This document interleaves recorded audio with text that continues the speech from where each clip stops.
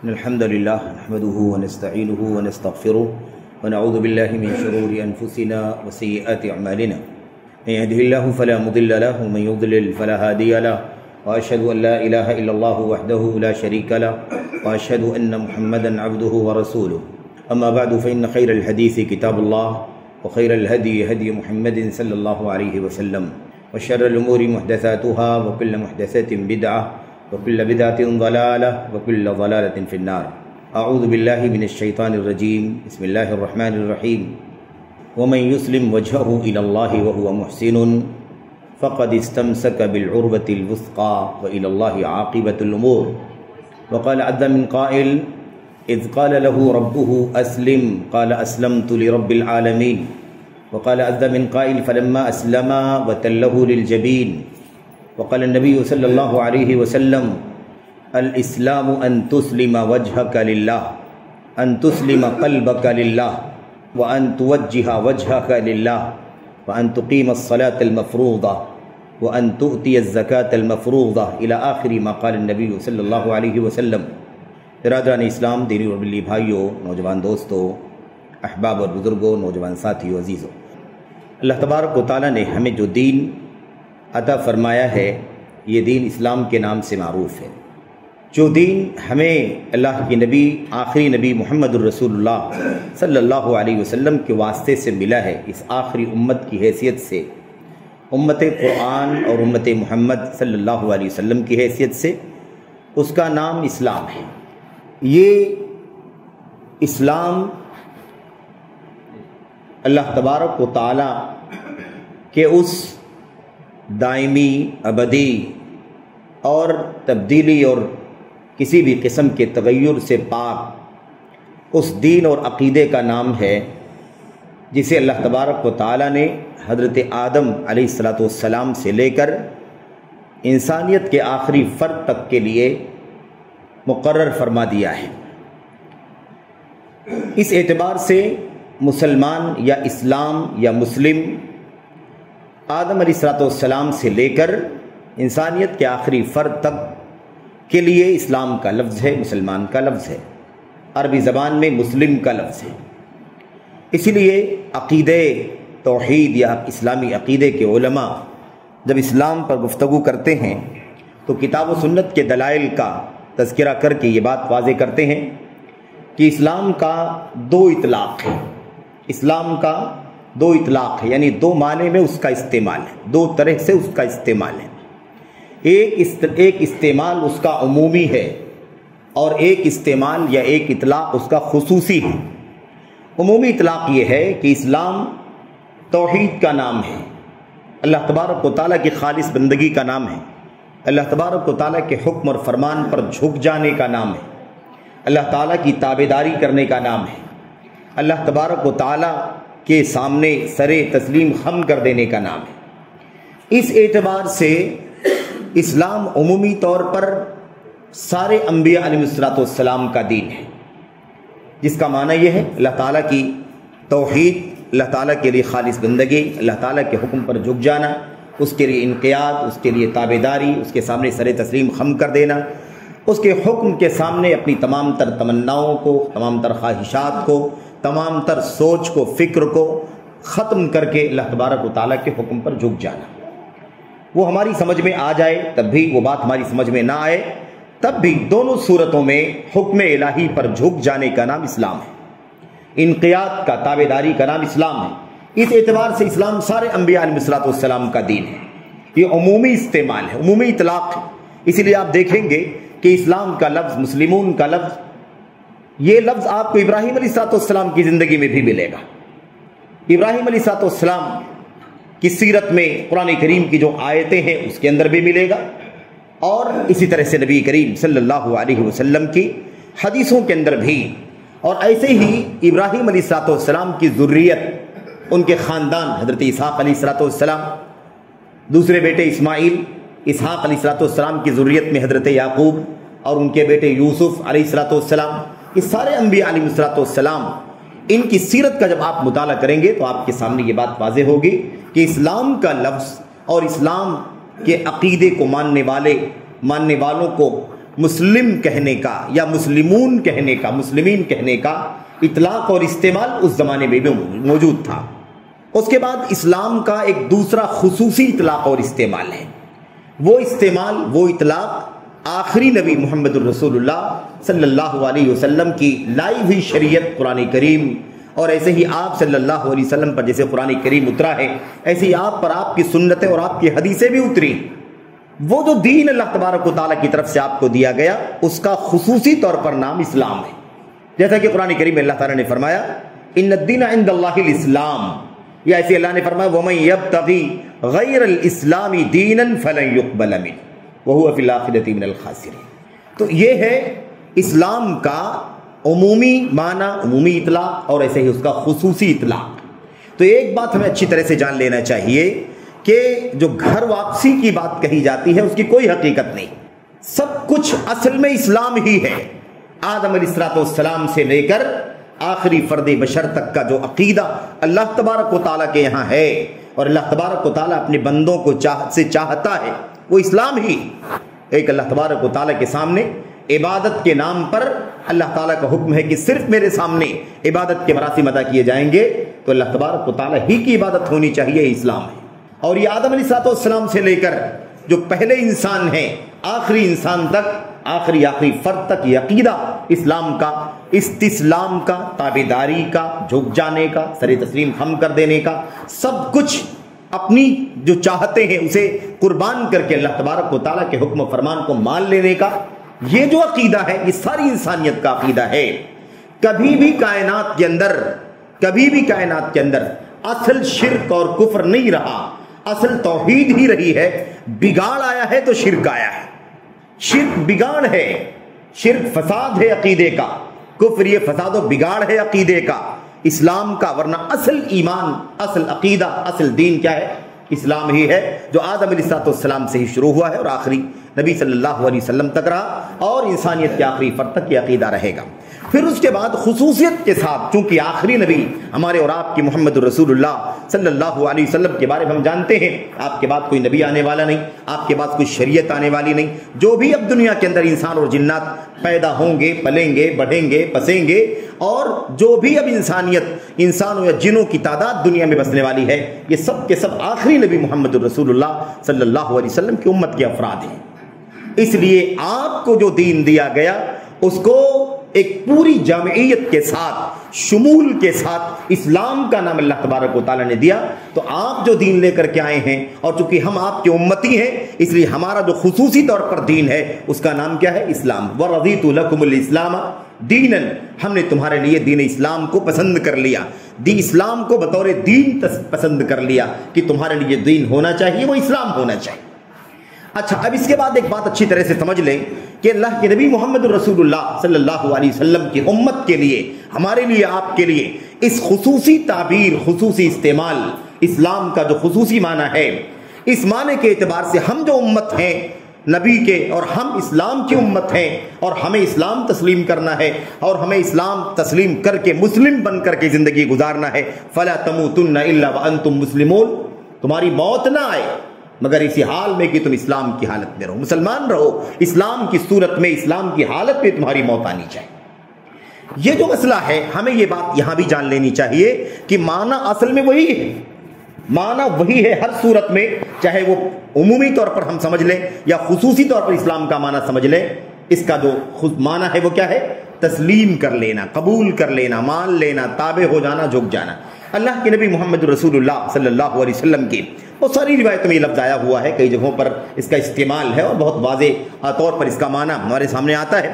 لیکن حضرت عامر بن عبسہ رضی اللہ تعالیٰ عنہ کی وہ روایت ہے، وہ بیان کرتے ہیں کہ ایک شخص نبی کریم صلی اللہ علیہ وسلم کے پاس آیا اور آ کر کے کہنے لگا، اللہ کے نبی صلی اللہ علیہ وسلم، اللہ کی قسم جس کے ہاتھ میں، اللہ کی قسم جس نے آپ کو حق دے کر کے بھیجا ہے، حق کے ساتھ بھیجا ہے، میں آپ کے پاس ابھی آیا ہوں، اور قسم کھانے کے بعد اس نے کیا کہا؟ اس نے کہا کہ میں 10 بار اپنی انگلیوں کی تعداد کے برابر اس بات کی قسم کھانے کے بعد کہ آپ کے پاس نہیں آؤں گا، آپ کے پاس نہیں آنے کی 10 بار کہہ رہے ہیں، کیا کہا؟ اپنی انگلیوں کی تعداد کے برابر، اگر دونوں ہاتھوں کی انگلیاں مان لی جائیں تو تقریباً 10 مرتبہ قسم کھا لیا۔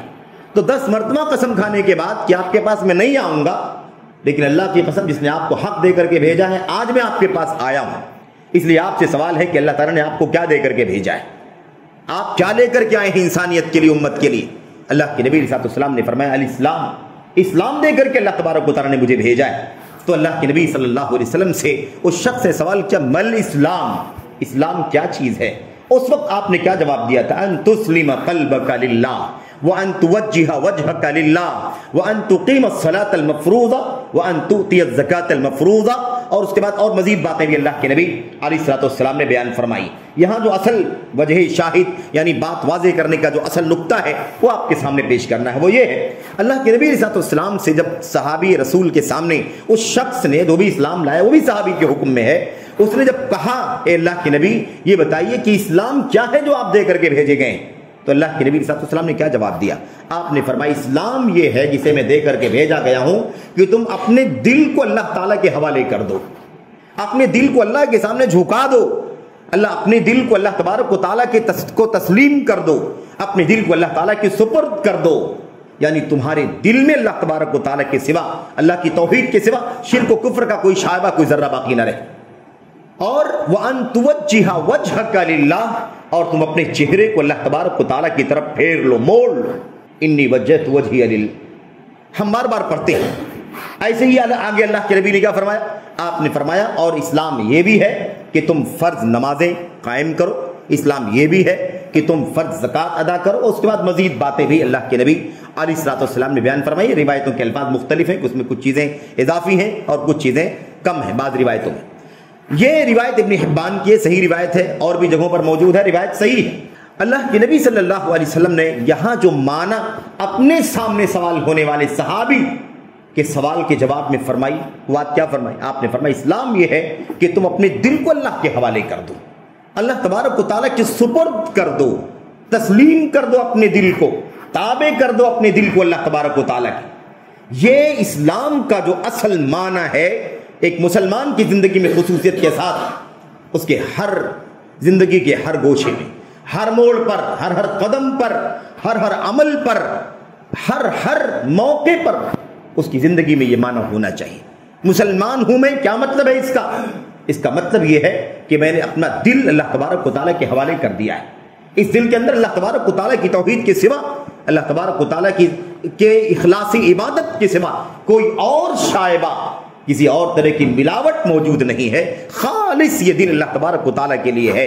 ساری بندگی، ساری عبادت کے مراسم اور ایسے ہی ساری چھوٹی بڑی چیزیں سب اللہ تبارک و تعالیٰ کے لیے، اور جو کچھ بھی میں کرتا ہوں وہ اللہ تبارک و تعالیٰ کی رضا کے لیے کرتا ہوں، اس حوالے سے بھی دل کے اندر کوئی اور چیز موجود نہیں ہوا کرتی۔ تو خلاصہ کیا نکلا؟ خلاصہ یہ نکلا کہ اسلام نام ہے تسلیم کا، اسلام نام ہے تابع داری کا، اسلام نام ہے اپنی ساری تمناؤں، چاہتوں، خواہشات کو ذبح کر کے، کچل کر کے اللہ تبارک و تعالیٰ کی بات کو مان لینے کا۔ اللہ نے کہا میرا سجدہ کرو، اللہ کے سامنے سجدہ ریز ہو جانے کا۔ اللہ نے فرمایا میرا نبی ہے، اس نبی کی تعلیمات پر عمل کر کے زندگی گزارو۔ اس کے سامنے ہمیں کوئی چیز نہیں لانی چاہیے، ہم اپنے نبی محمد الرسول اللہ صلی اللہ علیہ وسلم کے ایک ایک ادا اور ایک سنت کو تلاش کریں اور اس کے مطابق زندگی گزاریں، یہ ہمارا سب سے بڑا کام ہے۔ تو اسلام یہ ہے کہ تم اپنے دل کو اللہ کی سپرد کر دو، اسلام یہ ہے کہ اپنا چہرہ اللہ تبارک و تعالیٰ کی طرف پھیر لو، اسلام یہ ہے کہ فرض نمازیں قائم کرو، اسلام یہ ہے کہ زکوٰۃ ادا کرو۔ اب نمازوں سے پہلے، زکوٰۃ سے پہلے یہ جو دو جملے نبی کریم صلی اللہ علیہ وسلم ارشاد فرمائے، یہی دین اسلام کی اساس ہے، یہی دین اسلام کا خلاصہ ہے اور اس کا نچوڑ ہے، یہی اس کا معنی ہے، اور یہ چیز انسانی زندگی میں سب سے زیادہ اہمیت رکھتی ہے، بلکہ اسلام کے ماننے والوں کی زندگی میں سب سے زیادہ اہمیت رکھتی ہے۔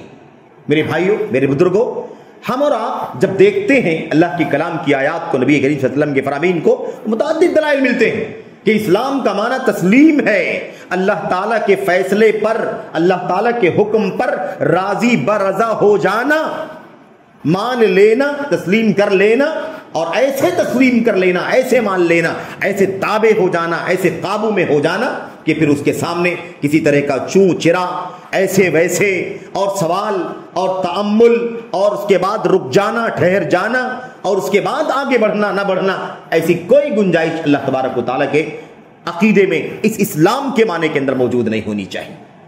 اللہ کے نبی اللہ تبارک و تعالیٰ نے قرآن کریم کی آیت کریمہ میں کیا ارشاد فرمایا؟ اللہ تعالیٰ فرماتا ہے وَمَن يُسْلِمْ وَجْهَهُ إِلَى اللَّهِ وَهُوَ مُحْسِنٌ دو جملے، دو شرطیں اللہ تبارک و تعالیٰ فرماتا ہے جو اپنے آپ کو اللہ تبارک و تعالیٰ کے حوالے کر دیتا ہے، جو اپنے آپ کو اللہ تعالیٰ کے سپرد کر دیتا ہے، جو اپنے آپ کو اللہ کے تابع کر دیتا ہے، جو اللہ تبارک و تعالیٰ کا تابع فرمان ہو جاتا ہے، جو اس کے پیچھے اس کے حکم کے پیچھے پیچھے چلتا ہے، وَهُوَ مُحْسِنٌ، اس حال میں کہ وہ مخلص ہو، اور دوسرا معنی یہ ہے ساتھ ساتھ میں کہ وہ نبی کریم صلی اللہ علیہ وسلم کی سنت اور تعلیمات کے مطابق زندگی گزارتا ہو، محسن ہو یعنی متبع سنت ہو۔ اللہ تبارک و تعالیٰ نے فرمایا فَقَدْ اسْتَمْسَكَ بِالْعُرْوَةِ الْوُثْقَىٰ، تو ایسے شخص نے اپنے ہاتھ میں بہت مضبوط کڑا پکڑ لیا، بہت مضبوط بندھن اپنے ہاتھ میں لے لیا کہ اب جب تک اسے پکڑے رہے گا، جب تک اس کے اندر اسلام ہے، جب تک اس کے اندر احسان ہے، یہ مضبوط کڑا ہے جو اس کے ہاتھ میں ہے، اس کے ہوتے ہوئے نہ وہ ضلالت کی طرف جا سکتا ہے، نہ وہ ہلاکت کی طرف جا سکتا ہے۔ وَإِلَى اللَّهِ عَاقِبَةُ الْأُمُورِ، اور سارے معاملات کا انجام پلٹ کر کے اللہ تبارک و تعالیٰ کی طرف ہی جانے والا ہے۔ اللہ تبارک و تعالیٰ نے کیا بیان فرمایا؟ جو اللہ تبارک و تعالیٰ کے لیے مسلم ہے، اسلام یعنی اللہ تبارک و تعالیٰ کے حکم پر، اس کے فیصلے پر، اس کی چاہتوں پر، اس کی شریعت پر، اس کے دین پر، اس کے تمام طرح کے فرامین پر، وجوبی ہو غیر وجوبی ہو، تمام چیزوں پر سر تسلیم خم کر دینے والا، اور اللہ تبارک و تعالیٰ کے لیے محسن یعنی مخلص ہو جانے والا، نیک کار ہو جانے والا، نیک عمل ہو جانے والا، یعنی سنت رسول کے مطابق عمل کرنے والا ہو جائے، اس نے اپنے ہاتھ میں مضبوط کڑا لے لیا، اور جب تک یہ کڑا اس کے ہاتھ میں ہے کبھی وہ بہک نہیں سکتا، اور کبھی وہ بھٹک بھی نہیں سکتا، اور ہلاکت بھی اس کے قریب نہیں آ سکتی۔ اللہ کے نبی محمد رسول اللہ صلی اللہ علیہ وسلم نے جب ہرقل کو خط لکھا تھا تو یہی لکھا تھا، اسلم تسلم یؤتک اللہ اجرک مرتین۔ ہرقل کو کیا خط لکھا تھا؟ روم کا بادشاہ، عظیم روم، اسلم تسلم، تابع فرمان ہو جاؤ اس قرآن کے جو میں اللہ کی طرف سے لے کر کے آیا ہوں، تابع فرمان ہو جاؤ اس ان فرامین کے جو مجھے اللہ تبارک و تعالیٰ نے پہنچانے کے لیے فرمایا ہے۔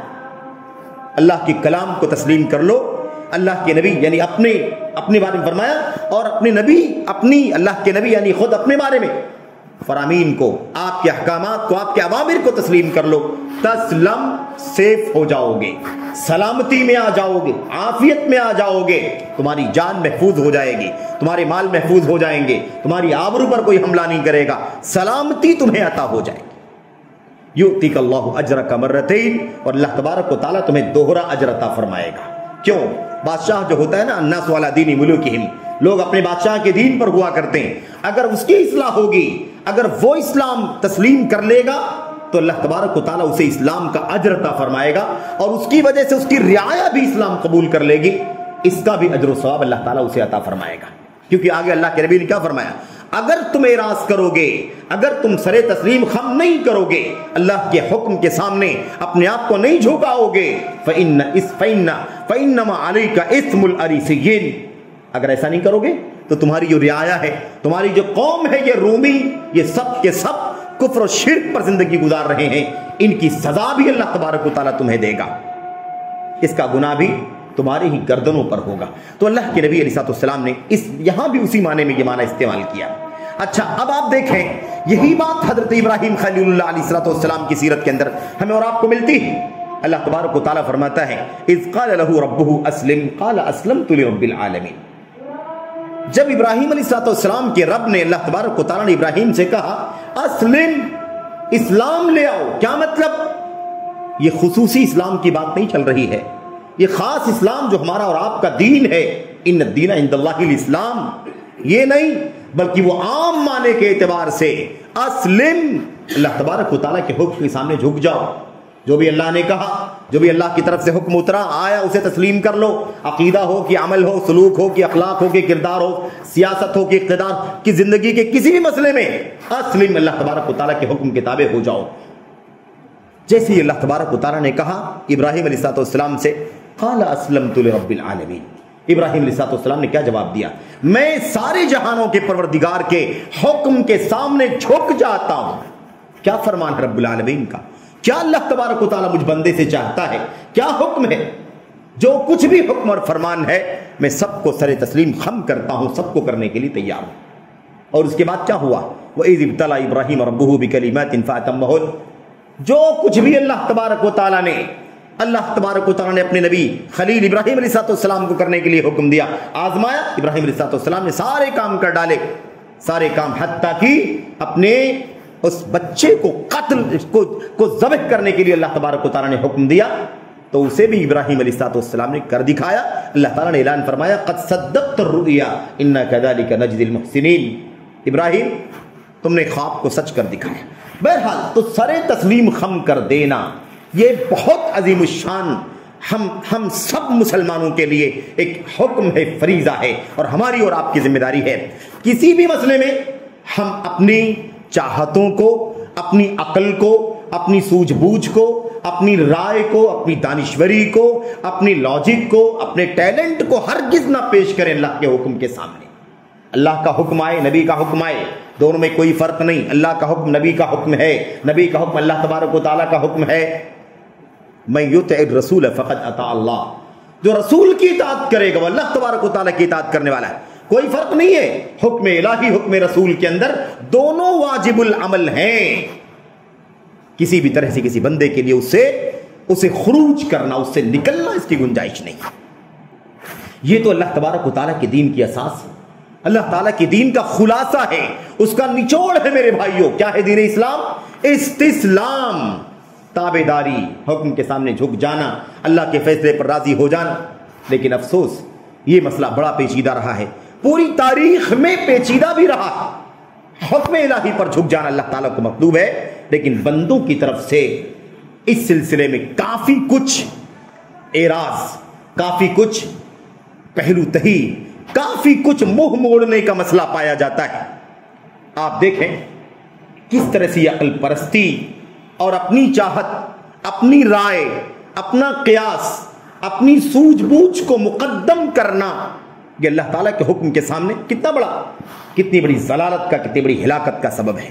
اور پوری تاریخ میں سب سے پہلے جس نے یہ کام کیا کہ تسلیم اور رضا کے سامنے، فرمان الہی کے سامنے، اللہ کے حکم کو مان لینے کے بجائے اپنی رائے کو، اپنی عقل کو، اپنی لاجک کو، دانشوری کو جس نے سب سے پہلے پیش کیا وہ ابلیس لعین ہے، جو سب سے پہلے اس میں پہل کرنے والا ہے۔ سورہ اعراف میں اور دیگر سورتوں میں بھی اللہ تبارک و تعالیٰ نے فرمایا قال ما منعك الا تسجد اذ امرتك، ابلیس جب میں نے تجھے حکم دیا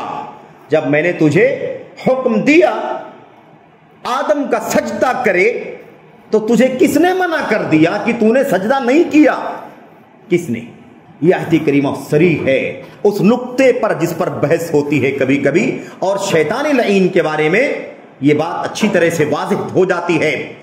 اللہ تبارک و تعالیٰ نے قرآن کریم میں جب فرشتوں کو حکم دیا کہ آدم کا سجدہ کریں، تو آپ لوگ کیا سمجھتے ہیں؟ بعض لوگ کہتے ہیں کہ وہ سجدہ جو تھا آدم علیہ السلام کا کرنا، اور اس کا جو حکم اللہ تبارک و تعالیٰ نے دیا تھا وہ ملائکہ کو تھا۔ وہ کس کا تھا؟ ملائکہ، فرشتوں کو تھا۔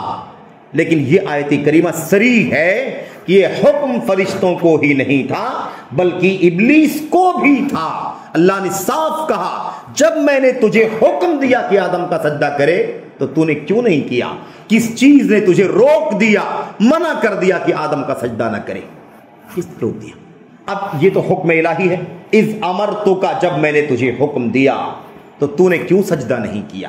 کس نے روکا تجھے سجدہ کرنے سے؟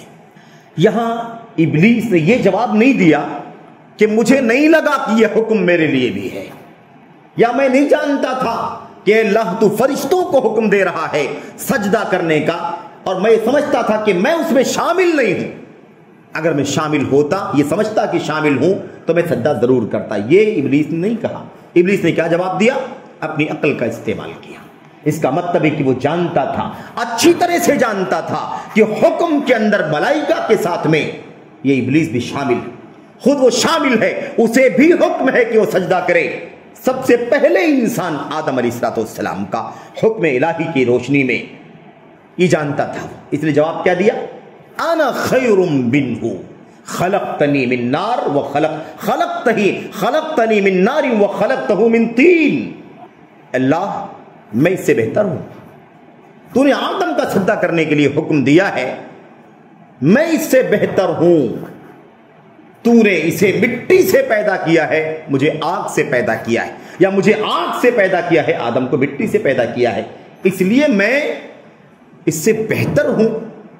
عقلانیت یہ کیا ہے؟ یہ عقل ہے، یہ رائے ہے۔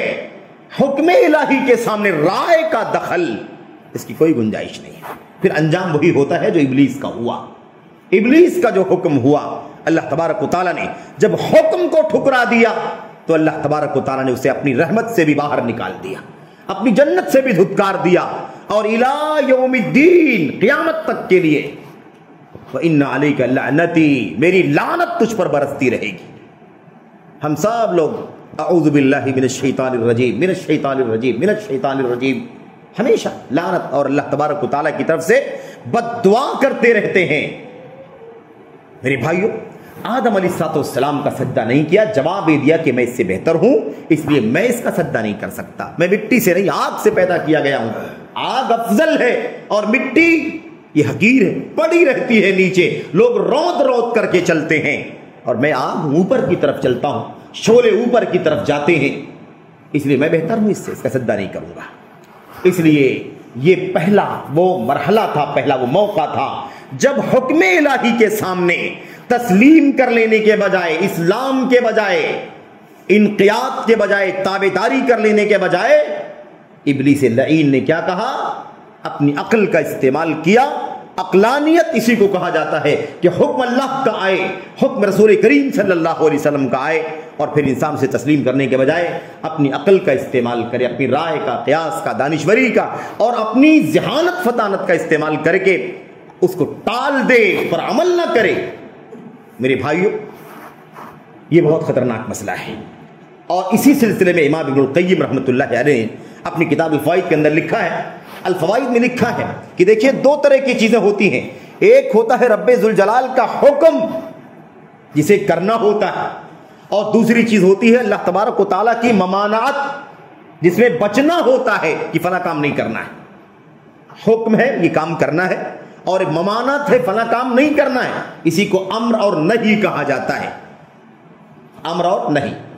ابن القیم رحمۃ اللہ علیہ اسی آدم اور یہ ابلیس کا جو واقعہ دونوں پیش آیا، اس حوالے سے لکھتے ہیں، کہتے ہیں اس سے پتہ چلتا ہے کہ اگر حکم الہی کو کسی نے ٹھکرایا، کسی نے حکم الہی کو ٹھکرا دیا، تو یہ جرم اس سے کہیں زیادہ بڑا ہے کہ کسی کو منع کیا گیا تھا کسی کام سے اور اس آدمی نے وہ کام کر دیا۔ گناہ دونوں ہیں، جرم دونوں ہیں، لیکن منع کیے ہوئے سے نہ ماننے کا جرم حکم کو ٹھکرا دینے کے جرم سے کمتر، حکم کو ٹھکرا دینے کا جرم بڑا ہے۔ اسی لیے کہتے ہیں کہ ابلیس کو اللہ نے حکم دیا کہ سجدہ کرے آدم کا، لیکن اللہ کا حکم نہیں مانا، اپنی عقل کا استعمال کر کے اللہ تبارک و تعالیٰ کے حکم کو ٹھکرا دیا۔ تو تسلیم کرنے کے بجائے اس نے عقلانیت کا استعمال کیا اور اللہ تعالیٰ کے حکم کو ٹھکرا دیا۔ سزا یہ ملی کہ اللہ تبارک و تعالیٰ نے اسے قیامت تک کے لیے اپنی رحمت سے پھٹکار دیا، دھتکار دیا، دور کر دیا۔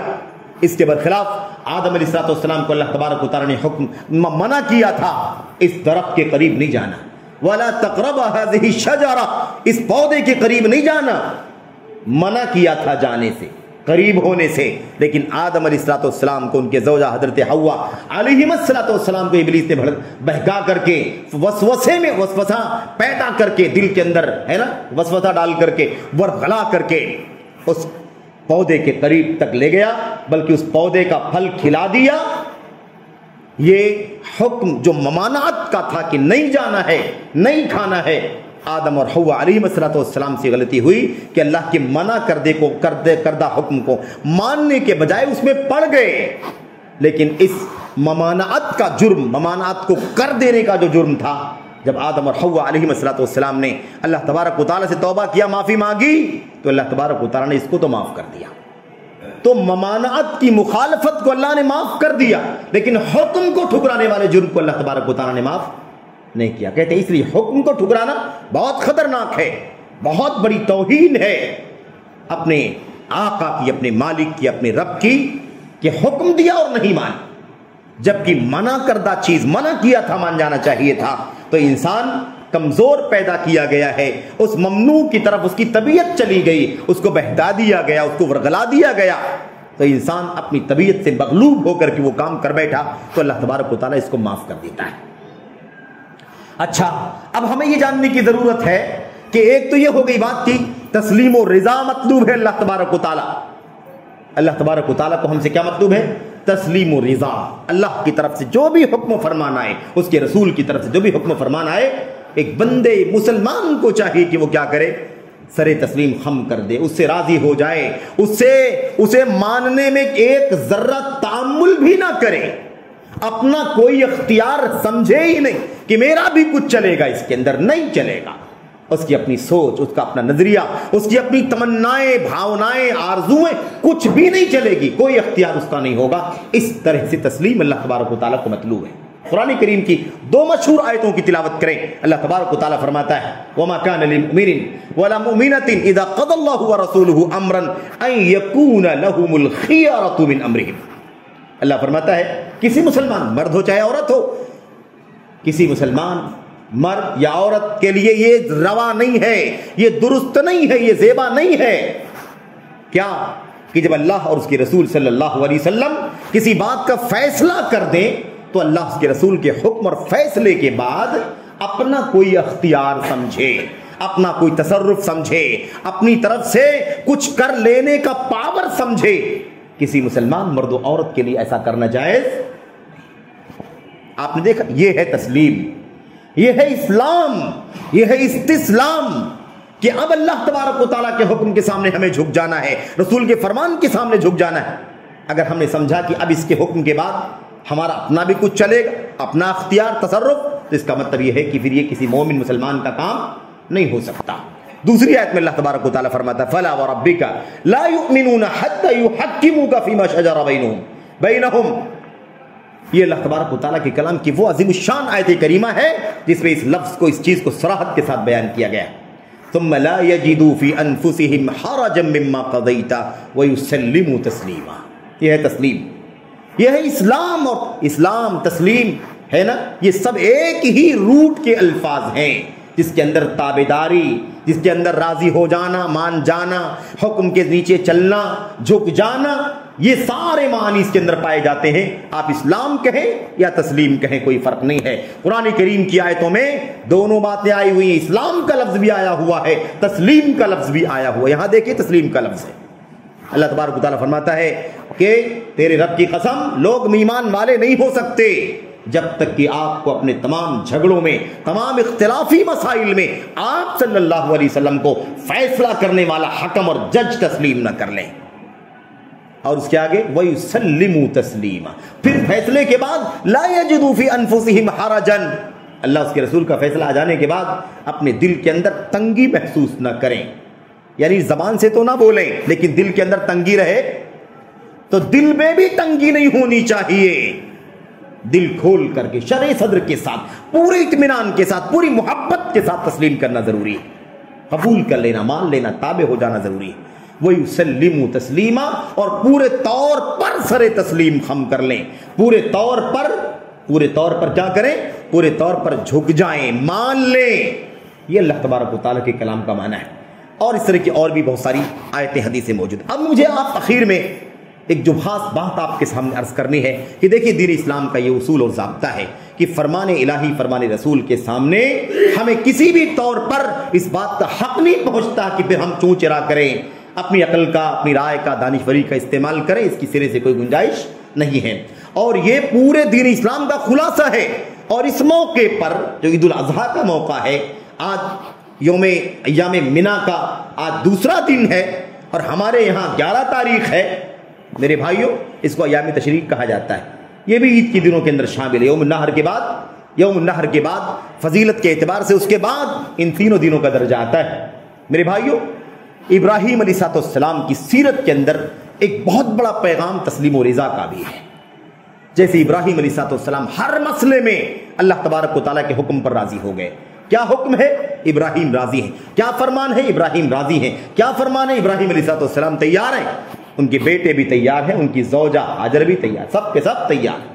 تو تسلیم و رضا کا پیغام ہمیں ملتا ہے.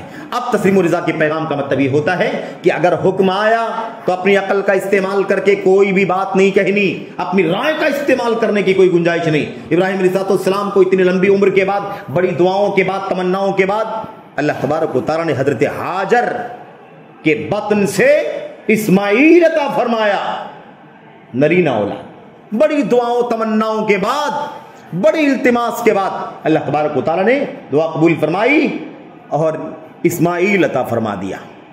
اور حکم ہو گیا جیسے فلما بلغ معه السعی، جیسے تھوڑا سا پلے بڑھے جوانی سے پہلے، وہی 8 سال 10 سال 12 سال کی عمر، مشکل سے آپ یوں سمجھ لیں اس عمر کو پہنچے، اللہ تبارک و تعالیٰ نے انہیں ذبح کرنے کا حکم دے دیا. لیکن حکم الہی آ گیا. ابراہیم خلیل اللہ علیہ السلام نے، خود ان کی زوجہ ہاجر نے، اور خود بیٹے اسماعیل نے یہ نہیں کہا کہ اللہ اگر ذبح ہی کرنے کا حکم دینا تھا تو نہ دیا ہو. نہیں معلوم، ہماری عقل میں کوئی وجہ سمجھ میں نہیں آتی کہ اللہ تو نے اگر ذبح ہی کرنے کا حکم دینا تھا تو کیوں دیا تھا ابراہیم اسماعیل کو؟ کبھی نہیں، کبھی نہیں. بیٹا بھی تیار اور باپ بھی تیار. فلما اسلما، دو کے دونوں اللہ کے حکم پر جھک گئے، اللہ کے حکم پر تیار. باپ بھی راضی برضا، بیٹا بھی راضی برضا، دونوں تسلیم و رضا کا پیکر بن کر کے اللہ تبارک و تعالیٰ کے سامنے قربان کرنے کے لیے، قربان ہونے کے لیے تیار ہو گئے. یہ تو اللہ تبارک و تعالیٰ کا دین ہے. لیکن یہ بھی ایک المیہ ہے کہ اس تسلیم و رضا کے مقابلے میں اپنی رائے، اپنی دانشوری، اپنے قیاسات اور ایسے ہی شخصیتوں کے حوالے، بڑوں کے حوالے، بزرگوں کے حوالے، اس طرح کی چیزوں کو لا کر کے اس تسلیم کے جذبے کو پورے طور پر ملیا میٹ کرنے کا کام بھی امت کے اندر ہوا. بلکہ یہی تعلیم دے دی گئی، یہی سبق سکھا دیا گیا، اسی پر قلم چلائے گئے، اسی پر زبان کھولی گئی، اور امت کے سامنے زبان و قلم کے ذریعے سے یہ پیغام دیا گیا کہ نہیں، تسلیم و رضا کے علاوہ آپ کی عقل کا بھی بہت بڑا دخل ہے، آپ کی اپنی رائے کا بھی بہت بڑا دخل ہے، آپ کی اپنی دانشوری کا، آپ کی لاجک کا بھی بہت بڑا دخل ہے. یہ بڑی بڑی شخصیتیں، باپ دادے پرکھے، کیا ان کی کوئی حیثیت نہیں؟ ان کا بھی مقام ہے. یہ امت کے اندر وہ خطرناک گمراہی داخل ہوئی جس کی بنیاد رکھنے والا ابلیس لعین تھا.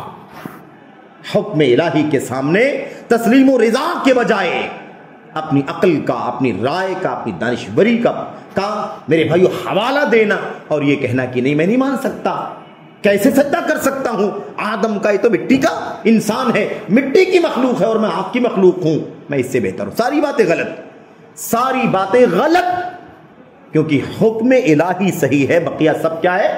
بقیہ سب کا سب باطل ہے. نہ وہ آدم سے بہتر اور نہ مٹی آگ سے بہتر. شاید ہم نے کبھی ذکر بھی کیا تھا، علامہ ابن القیم رحمۃ اللہ علیہ نے اپنی کتاب اعلام الموقعین کے اندر تقریباً 100 سے زائد وجوہات لکھے ہیں جس سے پتہ چلتا ہے کہ آگ مٹی سے بدتر ہے. مٹی 100 سے زائد وجوہات کی بنیاد پر آگ سے افضلیت اور فضیلت رکھتی، برتری رکھتی ہے. میرے بھائیو، تو یہ سب باتیں کیا ہیں؟ یہ اپنی دانشوری کی چیزیں ہیں. اس کو امت کے اندر عام کیا گیا، امت کے اندر عام کیا گیا. جبکہ حضرات ایک صحابہ کرام کی سیرت کا مطالعہ کریں تو آپ کو معلوم پڑے گا کہ صحابہ کرام کسی کی بھی رائے کو، نہ اپنی رائے نہ کسی اور کی رائے کو اللہ کے حکم کے سامنے، نبی کے حکم کے سامنے خاطر میں نہیں لایا کرتے تھے. کوئی بھی بڑا سے بڑا کیوں نہ، یہ راستہ ہے، یہ وہ منہج ہے، سیدھا راستہ جو ہمیں قرآن کریم سے ملتا ہے، نبی کی سنت سے ملتا ہے، صحابہ کرام کی سیرت سے ملتا ہے. ابن عباس کے سامنے کسی مسئلے میں عمر بن خطاب کا نام لیا جائے، ابو بکر صدیق کا نام لیا جائے، کسی اور کا نام لیا جائے، بیٹے عبداللہ بن عمر کے سامنے ان کے باپ کا نام لیا جائے تو وہ ٹھکرا دیا کرتے تھے. کیا میں اپنے باپ کا حکم مانوں گا یا اپنے نبی کا حکم مانوں گا؟ یہ منہج ہمیں اللہ تبارک و تعالیٰ کی کتاب، نبی کی سنت، صحابہ کی سیرت سے دیا ہے. حضرت ام المؤمنین عائشہ صدیقہ رضی اللہ تعالیٰ عنہ، آپ جانتے ہیں ایک موقع پر، اور یہ مسئلہ معروف ہے، ہم سب جانتے ہیں کہ اگر خاتون ماہواری کے ایام میں ہو تو ایسی صورت میں اللہ تبارک و تعالیٰ کا حکم یہ ہے کہ ان ایام میں جب تک خون جاری ہوتا ہے تب تک اس کے لیے نہ تو روزہ رکھنا جائز ہے اور نہ ہی اس کے لیے نماز پڑھنا جائز ہے۔ نماز روزے دونوں اس کے لیے پڑھنا جائز ہی نہیں، رکھنا جائز ہی نہیں ہے، منع ہے اس کے لیے۔ البتہ جب وہ پاک ہو جائے تو اس کے بعد روزوں کی قضا کرنا ضروری ہے، نماز کی قضا بھی نہیں کرنا ہے۔ نہ خلاصہ کیا نکلا؟ نمازیں پورے طور پر معاف ہیں، نہ تو پڑھنا ہے نہ بعد میں قضا کرنا ہے، لیکن روزے ان حالت میں رکھنا نہیں ہے، بعد میں اس کی قضا کرنا ضروری ہے، جو بھی روزے چھوٹ جائیں۔ نبی کریم صلی اللہ علیہ وسلم کے زوجہ ام المؤمنین عائشہ صدیقہ رضی اللہ تعالیٰ عنہ، ساری امت کی سب سے بڑی عالمہ، محدثہ، فقیہہ، اعلمو، کیا کہتے ہیں، حافظ ذہبی رحمت اللہ علیہ کہتے ہیں کہ پوری امت کی عورتوں کا علم ایک طرف جمع کر دیا جائے اور حضرت عائشہ کا علم ایک طرف رکھ دیا جائے تو حضرت عائشہ کا علم پوری امت کے خواتین کے علم پر بھاری ہوگا۔ ان کی خادمہ نے اما عائشہ سے پوچھ لیا، کہنے لگی یہ بتائیے کیا وجہ ہے کہ ہم لوگ جب ماہواری کے ایام میں ہوتے ہیں ہمارے روزے چھوٹ جاتے ہیں، ہماری نمازیں چھوٹ جاتی ہیں اور ہمیں پڑھنا بھی نہیں، رکھنا بھی نہیں ہے، تو کیا بات ہے کہ عورتوں کو بعد میں روزوں کی قضا کرنی پڑتی ہے، نمازوں کی قضا نہیں کرنی پڑتی ہے؟ اس کے پیچھے کیا لاجک ہے؟ اس کے پیچھے لاجک کیا؟ ما بال النساء ما بال الحائض، حائضہ عورت کا کیا مسئلہ ہے کہ نمازوں کی قضا نہیں کرنا ہے، نہیں کرتی ہیں اور روزوں کی قضا کرتی ہیں؟ کچھ سمجھ میں نہیں آ رہا اس کی وجہ کیا ہو سکتی ہے، ہماری عقل میں بات بیٹھ نہیں رہی ہے۔ قضا رہے تو دونوں کی رہے، نہ رہے تو دونوں کی نہ رہے، کیوں ایک کی قضا ہے دوسرے کی قضا نہیں ہے؟ کیا ہوا؟ اما عائشہ صدیقہ رضی اللہ، بڑی ذہین فتین تھی، بڑی ذہین فتین، عالمہ فاضلہ، انہوں نے کیا جواب دیا؟ انہوں نے کہا، جواب دینے سے پہلے کیا کہا؟ احروریۃ انت، کیسے سوال کر رہی ہو؟ یہ دماغ عقل کی بات کر، نبی کا، اللہ کے نبی صلی اللہ علیہ وسلم کا یہی طریقہ، یہی حکم ہے عورتوں کے لیے، تو تم کیا حروریہ ہو گئی؟ یعنی خوارج کے فرقے سے تعلق رکھتی ہو؟ حرورہ ایک جگہ کا نام ہے، وہاں قیام کرنے، پڑاؤ ڈالنے کی وجہ سے خوارج کے ناموں میں سے، روافظ کے ناموں میں سے ایک نام حروریہ بھی پڑ گیا۔ تو کہا یہ عقل کی بات کہنے والے، عقل کو دخل دینے والا جو نظریہ ہے، یہ نظریہ تو خوارج کا نظریہ ہے، جو حکم رسول کو، حکم الہی کو ماننے کے بجائے اپنی عقل کا دخل دیتے، مان نہیں لیتے، تسلیم نہیں کرتے، اپنی عقلوں کا دخل دیتے۔ تو کیا تم حروریہ ہو؟ کیسے یہ سوال کر رہی ہو؟ تو انہوں نے کہا کہ نہیں، لست بحروریہ ولکنی اسألکی، میں حروریہ نہیں ہوں، بس میں آپ سے سوال کرنا چاہتی ہوں کہ کیوں آخر حائضہ قضا کرتی ہے روزوں کی اور نہیں قضا کرتی ہے نمازوں کی؟ تو اما عائشہ نے کیا جواب دیا؟ کوئی لاجک کا جواب نہیں، یہ اللہ تبارک و تعالیٰ کے حکم، نبی کے حکم پر تسلیم اور رضا کا اعلان کرنا تھا۔ انہوں نے کہا ہم نبی کریم صلی اللہ علیہ وسلم کے زمانے میں جب آپ باحیات تھے، ہم عورتوں کو ماہواری آیا کرتی تھی اور ہماری نمازیں، ہمارے روزے چھوٹتے تھے، ہمیں بعد میں پاک ہونے کے بعد نمازوں کی قضا کرنے کا حکم نہیں دیا جاتا تھا، صرف روزوں کی قضا کرنے کا حکم دیا جاتا تھا، اس لیے ہم ایسے ہی کرتی ہیں۔ کیوں کا جواب ہمارے پاس نہیں ہے، عقل کا استعمال نہیں کرنا ہے۔ تو تسلیم کیا ہے؟ تسلیم و رضا، عقل پرستی نہیں، عقل کا دخل نہیں، رائے کا، قیاس کا دخل نہیں۔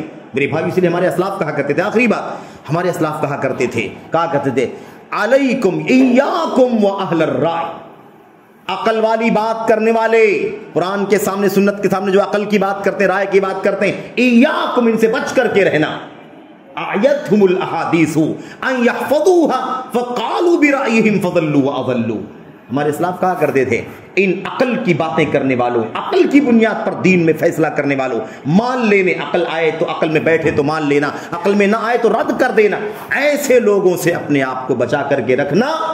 انہیں حدیثیں نہیں یاد ہو سکیں، یہ عاجز رہ گئے حدیثوں کو یاد کرنے سے، تو اپنی عقل سے بولنا شروع کر دیا، اپنی رائے سے، دانشوری سے بولنا شروع کر دیا دین کے معاملے میں۔ فضلوا واضلوا، نتیجہ یہ ہوا کہ خود بھی گمراہ ہو گئے اور بقیہ لوگوں کو بھی کیا کر دیا؟ گمراہ کر دیا۔ ایسی بہت ساری باتیں ہیں۔ پیغام یہ ہے کہ ہمیں اللہ تبارک و تعالیٰ کے حکم، نبی کے فرمان پر ہمیں تسلیم و رضا کا ثبوت دینے کی ضرورت ہے۔